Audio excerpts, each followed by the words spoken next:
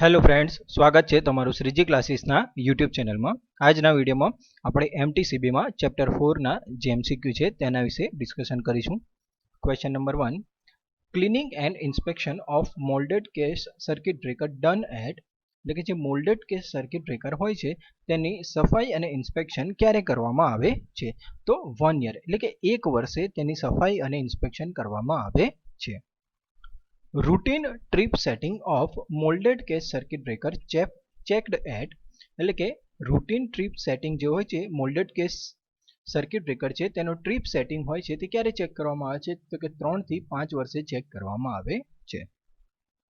Two check circuit breakers basic function which test is conducted, circuit બ્રેકરના basic function એટલે કે જે તેના બેઝિક કાર્યો છે તે ચેક કરવા માટે કયા ટેસ્ટ કરવામાં આવે છે? તો કે રૂટીન ટેસ્ટ કરવામાં આવે છે. એના પછી રૂટીન ટેસ્ટ, તો રૂટીન ટેસ્ટમાં કયા કયા ટેસ્ટ ઇન્ક્લુડ કરવામાં આવે છે તે બધાના નામ લખેલા છે. તો insulation resistance test, millivolt drop test, connection test, overload tripping test અને મિકેનિકલ ઓપરેશન ટેસ્ટ.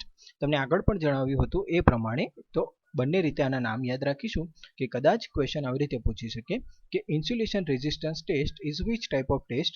તમને ઓપ્શન અલગ અલગ આપી દીધા હોય કે રૂટીન ટેસ્ટ, બરાબર, પિરિયોડિક ટેસ્ટ અને બીજો કોઈ ઓપ્શન આપેલો હોય તો આપણે સિલેક્ટ કરીશું રૂટીન ટેસ્ટ. તો આ પ્રમાણે બંને રીતે આના ક્વેશ્ચન યાદ રાખજો. Which test is used to identify worn out, contaminated અને લૂઝ કોન્ટેક્ટ્સ, એટલે કે જે ઘસાઈ ગયેલા ભાગો હોય, પાર્ટ્સ હોય, લૂઝ કન્ટેમિનેટેડ એટલે ખરાબ થઈ ગયેલા હોય અને લૂઝ કોન્ટેક્ટ હોય, આવું ચેક કરવા માટે કયો ટેસ્ટ વાપરવામાં આવે છે? તો મિલીવોલ્ટ ડ્રોપ ટેસ્ટ વાપરવામાં આવે છે. એના પછી which current is used for millivolt drop test, એટલે કે મિલીવોલ્ટ ડ્રોપ ટેસ્ટ માટે કયો કરંટ વાપરવામાં આવે છે? તો કે ડીસી કરંટ વાપરવામાં આવે છે. એના પછીનો ક્વેશ્ચન છે for high capacity circuit breaker, for high capacity circuit breaker current pass through, એટલે કે જે વધારે કેપેસિટી વાળા સર્કિટ બ્રેકર હોય તેમાંથી કેટલો કરંટ પસાર કરવામાં આવે છે? તો 50 થી 100 એમ્પિયર જેટલો કરંટ પસાર કરવામાં આવે છે. શેમાં? મિલીવોલ્ટ ડ્રોપ ટેસ્ટમાં. એના પછી loose contact of circuit breaker result in, એટલે કે જો સર્કિટ બ્રેકરના કોન્ટેક્ટ લૂઝ હોય તો તેનાથી શું થાય છે? તો તેનાથી હીટિંગ ઉત્પન્ન થાય છે. ખાસ ધ્યાન રાખીશું, શું ઉત્પન્ન થાય છે? હીટિંગ ઉત્પન્ન થાય છે. એના પછી for overload tripping test current pass through the circuit breaker is, એટલે ખાસ ધ્યાન રાખીશું કે ઓવરલોડ ટ્રિપિંગ માટે સર્કિટ બ્રેકરમાંથી કેટલો કરંટ પસાર કરવામાં આવે છે? તો તેના રેટેડ કરંટના 3 ગણો કરંટ પસાર કરવામાં આવે છે. 3 ટાઈમ્સ અથવા તો 3 ગણો. ખાસ ધ્યાન રાખીશું, તમને ગુજરાતીમાં યાદ રહેતો, પરંતુ કદાચ ઇંગ્લિશમાં એમસીક્યુ આવશે તો આ રીતનો ઓપ્શન હશે કે 3 ટાઈમ્સ. તો આપણે શું ધ્યાન રાખીશું? 3 ગણો કરંટ પસાર કરવામાં આવે છે. એના પછી maintenance of circuit breaker having capacity 600 volt and less than done at, એટલે કે 600 વોલ્ટ અને તેનાથી ઓછા વોલ્ટના કેપેસિટર માટે મેન્ટેનન્સ ક્યારે કરવામાં આવે છે? તો 1 થી 3 વર્ષના અંતે કરવામાં આવે છે. આ ખાસ ધ્યાન રાખીશું. એના પછી maintenance of low voltage circuit breaker done at, તો 1 to 3 યર બંને સેમ જ છે, પણ અહીંયા ખાસ ધ્યાન રાખીશું કે લો વોલ્ટેજનો મિનિંગ શું કન્સિડર કર્યો છે? તો 600 વોલ્ટ અને તેનાથી ઓછા. આ ખાસ ધ્યાન રાખીશું. એટલા માટે બંને એમસીક્યુ ઇન્ક્લુડ કરેલા છે કે કદાચ લો વોલ્ટેજ વર્ડ તમને મૂકી અને કન્ફ્યુઝ કરી અને આ રીતે એમસીક્યુ પૂછી શકે એના માટે. Maintenance of circuit breaker having capacity of 600 volt to 15,000 volt done at, એટલે કે 600 વોલ્ટ થી 15,000 વોલ્ટ ના જે કેપેસિટર હોય છે સર્કિટ બ્રેકર હોય છે તેનું મેન્ટેનન્સ ક્યારે કરવામાં આવે છે? તો કે દરેક વર્ષે. ખાસ ધ્યાન રાખીશું, દરેક વર્ષે અથવા 2000 ઓપરેશન પછી. બેમાંથી જે પણ પહેલું હોય તે. આ ખાસ ધ્યાન રાખીશું, બેમાંથી જે પણ પહેલું હોય તે. એમાં કદાચ ઓપ્શન આવી રીતે આપી દે એવરી યર, બીજું ઓપ્શન આપી દે 200 ઓપરેશન અને ત્રીજું ઓપરેશન આપી દે બોથ, તો આપણે આન્સર સિલેક્ટ કરીશું બોથ. એવી જ રીતે ફરીથી અહીંયા maintenance of medium voltage circuit breaker done at, એટલે આન્સર ફરીથી એનો જ. તમારે શું ધ્યાનમાં રાખવાનું છે કે 600 વોલ્ટ ટુ 15,000 વોલ્ટને શેમાં કન્સિડર કરેલા છે? મીડિયમ વોલ્ટેજમાં કન્સિડર કરેલા છે. તો આ પણ આપણે ખાસ ધ્યાન રાખીશું કે જો મીડિયમ વોલ્ટેજ રાખશે તો પણ આન્સર આ જ રહેશે. અને પછીનો MCQ value of dielectric strength of oil for medium voltage circuit breaker, એટલે કે જે ઓઇલની dielectric strength medium voltage circuit breaker માટે કેટલી હોય છે? તો 22 કેવી હોય છે. ઓઇલની dielectric strength medium voltage circuit breaker માટે કેટલી હોય છે? તો 22 કેવી હોય છે. Direct supervision of which circuit breaker is not possible, કયા સર્કિટ બ્રેકરનું ડાયરેક્ટ સુપરવિઝન આપણે કરી શકતા નથી? તો વેક્યુમ સર્કિટ બ્રેકરનું ડાયરેક્ટ સુપરવિઝન આપણે કરી શકતા નથી. એના પછી maintenance of high voltage circuit breaker done at, હવે હાઈ વોલ્ટેજ સર્કિટ બ્રેકરનું મેન્ટેનન્સ ક્યારે કરવામાં આવે છે? તો કે 6 થી 12 મહિને કરવામાં આવે છે. આપણે ત્રણ પ્રકારના સર્કિટ બ્રેકરની અહીંયા વાત કરી છે. ત્રણ તમે સિક્વન્સમાં લખી નાખજો કે લો વોલ્ટેજનું 1 to 3 યર હોય છે, મીડિયમ વોલ્ટેજનું એવરી યર અથવા 2000 ઓપરેશન હોય છે, અને હાઈ વોલ્ટેજનું 6 થી 12 મહિનામાં હોય છે. તો આ ખાસ ધ્યાન રાખીશું. ત્રણ એમસીક્યુ તમને અલગ અલગ પ્રોવાઈડ કર્યા છે, તો ત્રણમાંથી કોઈ પણ એક પૂછી શકે, અને આની પોસિબિલિટી સૌથી વધારે છે કે આમાંથી કોઈ પણ એક ક્વેશ્ચન આપણને તમારી એક્ઝામમાં હોવો જોઈએ. For 230 kV and higher voltage, how many interruptions are allowed between two inspection? એટલે કે 230 અને વધારે વોલ્ટેજ માટે 230 કેવી અને તેનાથી વધારે વોલ્ટેજ માટે બે ઇન્સ્પેક્શન વચ્ચે કેટલા ઇન્ટરપ્શન અલાઉ કરી શકાય? તો 5 ઇન્ટરપ્શન અલાઉ કરી શકાય. જો એનાથી વધારે થાય તો આપણે ઇન્સ્પેક્શન જલ્દી કરવું પડે છે. For 230 kV and lower voltage, how many interruptions allowed between two inspection? એટલે કે 230 કેવી અને ઓછા વોલ્ટેજ માટે બે ઇન્સ્પેક્શન વચ્ચે કેટલા ઇન્ટરપ્શન એલાઉ કરાય? તો 10 એલાઉ કરી શકીએ છે. તો ઓછા વોલ્ટેજ માટે 10 ઇન્ટરપ્શન અને વધારે વોલ્ટેજ માટે 5 ઇન્ટરપ્શન એલાઉ કરીએ છીએ. Maximum allowed time between two external inspection is, અહીંયા ખાસ ધ્યાન રાખીશું, એના ઇન્સ્પેક્શનના પ્રકાર છે. એક્સટર્નલ ઇન્સ્પેક્શન વચ્ચેનો સમયગાળો આપણે કેટલો રાખી શકીએ? મેક્સિમમ તો 2 વર્ષ રાખી શકીએ. 2 વર્ષથી વધારે થવું જોઈએ નહીં. આ ખાસ ધ્યાન રાખીશું. મેક્સિમમ વર્ડ એટલે યુઝ કરેલો છે. તો આ રીતે યાદ રાખીશું. અથવા તો તમને કદાચ આવું પણ ના પૂછે, મેક્સિમમ વર્ડ નીકાળી નાખે, એવું પૂછી નાખે time between two external inspection is, તો 2 years. તો જો કદાચ આ રીતે પણ ક્વેશ્ચન પૂછે તો કન્ફ્યુઝ થવાનું નહીં. આપણે શું ધ્યાનમાં રાખીશું? એક્સટર્નલ ઇન્સ્પેક્શન ધ્યાનમાં રાખવાનું છે કે એક્સટર્નલ ઇન્સ્પેક્શન વચ્ચેનો ટાઈમ કેટલો રાખીશું? તો 2 વર્ષ હોય છે. એવી જ રીતે ઇન્ટરનલ ઇન્સ્પેક્શન વચ્ચેનો ટાઈમ કેટલો હોય છે? 5 વર્ષ હોય છે. તો આ ખાસ ધ્યાન રાખવાનું છે. જો આ મેક્સિમમ એલાઉડ આવો વર્ડ ના યુઝ કરે તો time between two internal inspection is તો 5 years. Trip coil set at blank percentage of operating voltage, એટલે કે ટ્રીપ કોઇલ ઓપરેટિંગ વોલ્ટેજના કેટલા પર્સન્ટેજ પર સેટ કરવામાં આવે છે? તો એનો આન્સર છે 56%. આ પણ આપણે ખાસ ધ્યાન રાખીશું. Resistance of main circuit contact measured by, આ ખાસ ધ્યાન રાખવાનો ક્વેશ્ચન છે. આગળ પણ આનો થર્ડ ચેપ્ટરમાં પણ એક ક્વેશ્ચન આવ્યો હતો, એ પણ તમને ખાસ જણાવ્યું છે. તો આ પણ ખાસ યાદ રાખીશું આપણે કે જે મેઇન સર્કિટ છે તેના કોન્ટેક્ટના રેઝિસ્ટન્સ શેની મદદથી મેઝર કરવામાં આવે છે? તો કેલ્વિન ડબલ બ્રિજથી મેઝર કરવામાં આવે છે. ખાસ ધ્યાન રાખીશું. રેઝિસ્ટન્સ છે એટલે બીજું કોઈ વર્ડ આપણે યુઝ કરીએ નહીં. જેમ કે મેગર કદાચ મૂકી દીધું હોય કન્ફ્યુઝ કરવા માટે, તો મેગર આપણે ટીક કરીશું નહીં. શું જવાબ આવશે? Kelvin double bridge. Due to light duty on circuit breaker, which effect is produced? એટલે કે જ્યારે સર્કિટ બ્રેકર લાઇટ ડ્યુટી માટે વાપરવામાં આવે છે ત્યારે તેના પર કઈ ઇફેક્ટ ઉત્પન્ન થાય છે? તો ટ્રેકિંગ ડિફિકલ્ટી ઉત્પન્ન થાય છે. એટલે કે એમાં જે કોન્ટેક્ટ્સ હોય છે તે ખવાઈ જાય છે અથવા તો ચવાઈ જાય છે. તો એના સાથે આપણે અત્યારે કોઈ લેવા દેવા નથી. તમારે ખાલી આ યાદ રાખવાનું છે કે જો સર્કિટ બ્રેકર લાઇટ ડ્યુટી માટે વપરાય તો તેના પર શું થાય છે? ટ્રેકિંગની ઇફેક્ટ આવે છે. એના પછી erosion of contact occur due to, જે કોન્ટેક્ટ છે તેનું ઇરોશન થાય છે ક્યારે? તો જ્યારે તમે સર્કિટ બ્રેકરને સિવિયર ડ્યુટી માટે વાપરો ત્યારે. તો આ ખાસ ધ્યાન રાખીશું. આનાથી રિવર્સ ક્વેશ્ચન પણ યાદ રાખીશું. When circuit breaker use for severe duty, પછી ઓપ્શનમાં અલગ અલગ આપી દીધા કે erosion of contact occur, erosion of when circuit breaker used for severe duty, then contacts of the circuit breaker will, પછી ઓપ્શન આપી દીધા હોય ઇરોઝન, પછી વોર્ન આઉટ ને એવા અલગ અલગ ઓપ્શન આપી દીધા હોય તો આપણે આન્સર યાદ રાખીશું ઇરોઝન થાય.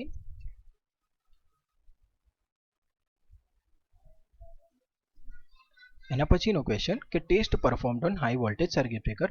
તો આટલા પ્રકારના ટેસ્ટ થાય છે. ડેવલપમેન્ટ ટેસ્ટ થાય, તેનો ટાઈપ ટેસ્ટ થાય, રૂટીન ટેસ્ટ થાય અને કમિશનિંગ ટેસ્ટ થાય છે. તો આ પણ આપણે ખાસ ધ્યાન રાખવાનું છે કે કયા પ્રકારના ટેસ્ટિંગ કરવામાં આવે છે. એના પછીનો question to check mechanical condition how many operations performed. એટલે કે મિકેનિકલ કન્ડિશન ચેક કરવા માટે કેટલા ઓપરેશન પરફોર્મ કરવામાં આવે છે, તો કે 100 ઓપરેશન પરફોર્મ કરવામાં આવે છે. એના પછી after the fault inspection of circuit breaker start within, અહીંયા કોમા કરી દઈશું આપણે કે આફ્ટર ધ ફોલ્ટ એટલે કે ફોલ્ટ થયા પછી સર્કિટ બ્રેકરનું ઇન્સ્પેક્શન કેટલી મિનિટમાં સ્ટાર્ટ થવું જોઈએ, તો 10 મિનિટમાં સ્ટાર્ટ થઈ જવું જોઈએ. આવા ક્વેશ્ચન પૂછવાની પોસિબિલિટી ઘણી ઓછી હોય છે, પણ તો પણ ટાઈમ રિલેટેડ ક્વેશ્ચન હતો એટલા માટે ઇન્ક્લુડ કરેલો છે. SF6 ગેસ ઇઝ બ્લેન્ક, તો કલરલેસ. બરાબર, આના ઓપ્શન અલગ અલગ આપેલા હોય તો ખાસ ધ્યાન રાખશો. SF6 કેવો ગેસ છે, તો કલરલેસ ગેસ છે.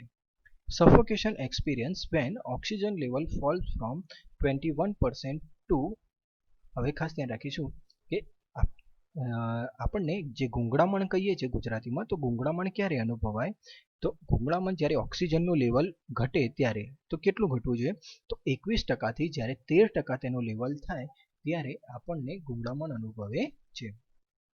તો આપણે ખાસ ધ્યાન રાખીશું કેટલું, 21 થી 13% થાય ત્યારે. Cooling capacity of SF6 is 1.6 times more than air. ખાસ ધ્યાન રાખીશું કુલિંગ કેપેસિટી કેટલી છે SF6 ની, તો 1.6 times more than air. એના પછીનો question arc extension capacity of SF6 is 100 times more than air. Arc extension capacity હોય છે SF6 ની, એ હવા કરતાં કેટલી વધારે હોય છે, તો 100 ગણી વધારે હોય છે. તો આ પણ ખાસ ધ્યાનમાં રાખીશું. એના સિવાય બે MCQ બીજા વધારાના યાદ રાખીશું, જે પણ મોસ્ટ આઈએમપી છે તે આ જ પ્રમાણે છે. અહીંયા ખાસ ધ્યાન રાખીશું કે SF6 ની ડેન્સિટી હવા કરતાં કેટલી હોય છે, તો કે 5 ગણી હોય છે. તમે સાઈડ પર લખી રાખજો કે density of SF6 is 5 times more than air. એટલે કે SF6 ગેસની ડેન્સિટી હવા કરતાં કેટલી વધારે હોય છે, 5 ગણી વધારે હોય છે. ફરીથી એકવાર કહું છું, લખી રાખજો કે density of SF6 gas is 5 times more than air. એવી જ રીતે બીજો ક્વેશ્ચન છે dielectric strength of SF6 is 3 times more than air. આ પણ લખી રાખજો. તો આ બંને MCQ ખાસ લખી રાખવાના છે. ફરીથી લાસ્ટ જે MCQ કીધું એ કે dielectric strength of SF6 is 3 times more than air. તો આ ખાસ ધ્યાન રાખવાનું છે. એના પછી weight of SF6 liquid cylinder, એટલે SF6 ને જ્યારે લિક્વિડ ફોર્મમાં ટ્રાન્સફર કરવામાં આવે છે તો કે સિલિન્ડરનું વજન કેટલું હોય છે, તો 15 kg, 40 kg અને 100 kg હોય છે. અહીંયા આગળ આ બે MCQ અને તમને જે બીજા નોટ કરવાના જે બે MCQ કીધા તેમાંથી એક MCQ કમ્પલસરી એક્ઝામમાં હશે, તો આ ખાસ 4 MCQ ધ્યાનમાં રાખજો. SF6 નોર્મલ પ્રેશર, એટલે કે જ્યારે નોર્મલ પ્રેશર SF6 નું નોર્મલ પ્રેશર હોય કેટલું હોય છે, તો કે 5.5 kg સેન્ટીમીટર સ્ક્વેર. યુનિટ પણ યાદ રાખીશું, 5.5 kg સેન્ટીમીટર સ્ક્વેર. અને પછી એલાર્મ ક્યારે વાગે છે, તો એલાર્મ 4.5 kg સેન્ટીમીટર સ્ક્વેર. એટલે કદાચ આપણે SF6 સર્કિટ બ્રેકર છે તો alarm sound at pressure, alarm sound at the pressure of, પછી અલગ અલગ ઓપ્શન આપી દીધો આ રીતે. તો આપણે ઓપ્શન સિલેક્ટ કરીશું 4.5 kg પર સેન્ટીમીટર સ્ક્વેર. એના પછી tripping of SF6 circuit breaker done at, અને પછી અહીંયા અલગ અલગ ઓપ્શન આપી દીધા હોય તો 4.0 kg પર સેન્ટીમીટર સ્ક્વેર. અહીંયા ખાસ ધ્યાન રાખીશું, આ બંને ધ્યાન રાખીશું કે alarm sound at the pressure of, પછી MCQમાં અલગ અલગ વેલ્યુ આપી દીધી હોય અને લખીશું આપણે 4.5 kg પર સેન્ટીમીટર સ્ક્વેર. એવી જ રીતે tripping of SF6 circuit breaker done at, tripping of SF6 circuit breaker done at pressure of, પછી ઓપ્શન અલગ અલગ આપી દીધા હોય તો આપણે ખાસ ધ્યાન રાખીશું. એના પછી SF6 circuit breaker maintenance done after, SF6 circuit breaker છે તેનું મેન્ટેનન્સ ક્યારે કરવામાં આવે, તો ખાસ ધ્યાન રાખીશું. જો ટ્રિપિંગના ફોર્મમાં આપેલું હોય તો 25 ટ્રિપિંગ્સ, એટલે કે 25 ટ્રિપિંગ, અને જો ઇન્ટરપ્શનના ફોર્મમાં આપેલું હોય તો 5000 ઇન્ટરપ્શન. બંનેમાંથી જે આપેલું હોય તે, અથવા તો બે આપેલું હોય તો બોથ. બરાબર, તો આ રીતે ખાસ MCQ ધ્યાનમાં રાખવાનો છે. એના પછી જે ટેબલ આપેલું છે આપણને એ ટેબલ ખાસ ધ્યાન રાખવાનું છે. અહીંયા બ્રેકરના અલગ અલગ ટાઈપ્સ આપેલા છે તમને. એમાં નોર્મલ કરંટ સ્વિચિંગ ઓપરેશન આપેલું છે કે કેટલા નોર્મલ કરંટે સ્વિચિંગ ઓપરેશન થાય છે. તો એર બ્રેકનું 1000 એમ્પિયર, એર બ્લાસ્ટનું 4000 એમ્પિયર, મિનિમમ ઓઇલ સર્કિટ બ્રેકરનું 1000 એમ્પિયર, SF6નું 4000 અને વેક્યુમનું 10000. એના પછી શોર્ટ સર્કિટ સ્વિચિંગ ઓપરેશન એટલે કે શોર્ટ સર્કિટ થાય ત્યારે સ્વિચિંગ ઓપરેશન કહ્યું તો 3 to 6, અહીંયા 15 to 25. તો આ રીતે તમને અલગ અલગ ઓપ્શન આપેલા છે, તો આ ખાસ ધ્યાન રાખવાના છે. બરાબર. તો શોર્ટ સર્કિટ સ્વિચિંગ ઓપરેશન આપણે કેટલા એલાઉ કરી શકીએ છે, તો એના માટે તમને અહીંયા ટેબલ આપેલું છે, તો આ ખાસ ધ્યાન રાખવાનું છે. તો અલગ અલગ કરંટ માટે જે તમને ટેબલ આપેલા છે એ તમારે યાદ રાખવાના છે. અહીંયા જે નોર્મલ કરંટ હોય તો નોર્મલ કરંટમાં તમે સ્વિચિંગ ઓપરેશન કેટલા કરી શકો, એમ્પિયર નહીં, અહીં ધ્યાન રાખજો. નોર્મલ કરંટ માટે સ્વિચિંગ ઓપરેશન કેટલા થાય તો એરના 1000 ઓપરેશન થાય, એર બ્લાસ્ટના કેટલા થાય 4000 થાય, મિનિમમ ઓઇલ સર્કિટ બ્રેકરના 1000 ઓપરેશન થાય, SF6ના 4000 અને વેક્યુમના 10000. પણ શોર્ટ સર્કિટ જે સ્વિચિંગ થાય તેના કેટલા ઓપરેશન થઈ શકે તો 3 થી 6 જ ઓપરેશન થઈ શકે. એર બ્લાસ્ટના 15 થી 25 ઓપરેશન, મિનિમમ ઓઇલ સર્કિટ બ્રેકરના 3 થી 6, SF6ના 15 થી 25 અને વેક્યુમના 50 થી 100. તો આ રીતે તેના ઓપરેશન થઈ શકે છે. હવે તમને ક્વેશ્ચન આવી રીતે પૂછી શકે, પાછળ આપી દીધું હોય કે normal switching operation for minimum oil circuit breaker is, તો normal switching operation minimum oil circuit બ્રેકરના કેટલા હોય છે તો 1000. એવી જ રીતે short circuit switching operation of minimum oil circuit breaker is તો 3 to 6. તો આ રીતે તમને કોઈ પણ એક MCQ પૂછી શકે છે. તો આપણે આમાંથી એક MCQ માનીને ચાલીશું અથવા તો 2 MCQ. કમ્પલસરી આપણે એક MCQ તો આમાંથી હોવો જ જોઈએ, કેમ કે આ સ્વિચિંગ ઓપરેશન રિલેટેડ ક્વેશ્ચન છે અને વેલ્યુ બેઝ ક્વેશ્ચન છે. તો તમને ખાસ ધ્યાન રાખીશું. ફરીથી તમને કહું છું કે ઘણા વિદ્યાર્થીઓ આવા ટેબલ તૈયાર કરતા નથી, પરંતુ આમાંથી ક્વેશ્ચન પૂછી શકે છે, આપણે ખાસ ધ્યાન રાખીશું. અને ક્વેશ્ચન પણ કઈ રીતે પૂછાય છે એ પણ તમને મેં જણાવ્યું છે, તો એ જ પ્રમાણે આને તૈયાર કરજો. ફરીથી normal current switching operation allowed for air break circuit breaker is તો 1000. પછી short circuit switching operation allowed for air break circuit breaker તો 3 to 6. તો આ રીતે બધા જ માટે આ ક્વેશ્ચન તમે લખી રાખજો. આ રીતના ક્વેશ્ચન એટલા માટે લખવામાં નથી લખ્યા કારણ કે એનાથી વિડીયો ઘણો લાંબો થાય છે. તો આપણે જેટલું ટૂંક સમયમાં તમને વધારે નોલેજ મળે એટલા માટે તમને કીધું છે. એના પછી isolator maintenance done after break operation. આ ખાસ IMP, આ જે મેન્ટેનન્સ ક્યારે કરવામાં આવે છે એવા ક્વેશ્ચન હોય એ તમારે ખાસ ધ્યાન રાખવાના છે કે isolator maintenance done after blank operation તો 5000 operation. Spring mechanism use for which circuit breaker. જે સ્પ્રિંગ મિકેનિઝમ છે એ કેવા સર્કિટ બ્રેકર માટે વાપરવામાં આવે છે તો મીડિયમ વોલ્ટેજ સર્કિટ બ્રેકર માટે વાપરવામાં આવે છે. આ ખાસ ધ્યાન રાખીશું કયા માટે, મીડિયમ વોલ્ટેજ અથવા તો 420 વોલ્ટ. વેલ્યુ બેઝ ઓપ્શન હોય કે 230 વોલ્ટ, 420 વોલ્ટ અને 440 વોલ્ટ, તો આપણે સિલેક્ટ કરીશું 420 volt. Pneumatic operation for which circuit breaker. જે ન્યુમેટિક ઓપરેશન છે એ કયા સર્કિટ બ્રેકર માટે વાપરવામાં આવે છે તો કે એર બ્લાસ્ટ અને SF6 સર્કિટ બ્રેકર માટે વાપરવામાં આવે છે. આ બધા જ ક્વેશ્ચન IMP ક્વેશ્ચન છે, આ ખાસ ધ્યાન રાખજો કેમ કે આ મિકેનિઝમના રિલેટેડ ક્વેશ્ચન છે. અહીંયા મિકેનિઝમ વર્ડ એડ કરી નાખીશું કે ન્યુમેટિક ઓપરેશન અથવા pneumatic mechanism use for which circuit breaker તો એર બ્લાસ્ટ સર્કિટ બ્રેકર. અને પછી in hydraulic operating mechanism hydraulic oil store at pressure of. જે હાઇડ્રોલિક ઓપરેટિંગ મિકેનિઝમ છે તેમાં હાઇડ્રોલિક ઓઇલ કેટલા પ્રેશર પર સ્ટોર કરવામાં આવે છે તો 300 થી 3350 જેટલા પ્રેશરે સ્ટોર કરવામાં આવે છે. Hydraulic operating mechanism use for which type of circuit breaker તો પફર ટાઈપ SF6. અહીંયા નામ ખાસ ધ્યાન રાખજો, છે SF6 જ પણ એના નામ છે પફર ટાઈપ. SF6 સર્કિટ બ્રેકરના બે પ્રકાર આવે છે, પફર ટાઈપ અને નોન પફર ટાઈપ. આ પણ લખવું હોય તો બાજુમાં લખી રાખજો કે types of SF6 circuit breaker તો પફર ટાઈપ એન્ડ નોન પફર ટાઈપ. અહીંયા આગળ ખાલી નોન વર્ડ એવો તમારે ઉમેરવાનો છે. તો આપણે જે હાઇડ્રોલિક મિકેનિઝમ છે એ શેના માટે વાપરવામાં આવે છે તો પફર ટાઈપ સર્કિટ બ્રેકર માટે વાપરવામાં આવે છે. ખાસ ધ્યાન રાખીશું. Solenoid close spring open mechanism operated by which current જે સોલેનોઇડ ક્લોઝ સ્પ્રિંગ મિકેનિઝમ છે આપણું, એટલે કે ટૂંકમાં આપણે સોલેનોઇડનું મિકેનિઝમ છે એ કયા કરંટથી ઓપરેટ થાય, તો ડીસી કરંટથી ઓપરેટ થાય છે. તો આ ખાસ ધ્યાન રાખવાનું છે કે સોલેનોઇડનું જે મિકેનિઝમ છે એ શેનાથી ઓપરેટ થાય છે, કયા કરંટથી ઓપરેટ થાય છે, તો કે ડીસીથી ઓપરેટ થાય છે. એના પછી solenoid close spring open mechanism which supply required for solenoid, એટલે કે સોલેનોઇડ ફરીથી સોલેનોઇડ મિકેનિઝમ છે તો તેના માટે કયો સપ્લાય રિક્વાયર્ડ છે, તો જે ધ્યાન રાખીશું કે 110 વોલ્ટ / 220 વોલ્ટ ડીસી સપ્લાય, અને એ ડીસી સપ્લાય શેમાંથી મેળવવામાં આવે છે, તો કે બેટરીમાંથી મેળવવામાં આવે છે. Solenoid is DC supply to solenoid supplied by, બરાબર, તમને ક્વેશ્ચન આવો પૂછે કે DC supply to solenoid supplied by blank, ઓપ્શનમાં તમને અલગ અલગ આપી દીધા હોય તો આપણે યાદ રાખીશું બેટરી. તમને કદાચ આવી રીતે આપી દે કે ડીસી જનરેટર, ડીસી મોટર અને બેટરી, તો આપણે ખાસ ધ્યાન રાખીશું બેટરી, બરાબર, કેમ કે સોલેનોઇડ જો હોય તેને સપ્લાયની કેટલી જરૂર પડે છે, 110 વોલ્ટ અથવા 220 વોલ્ટ, તો આપણે શેનો ઉપયોગ કરીએ છીએ, બેટરીનો ઉપયોગ કરીએ છીએ.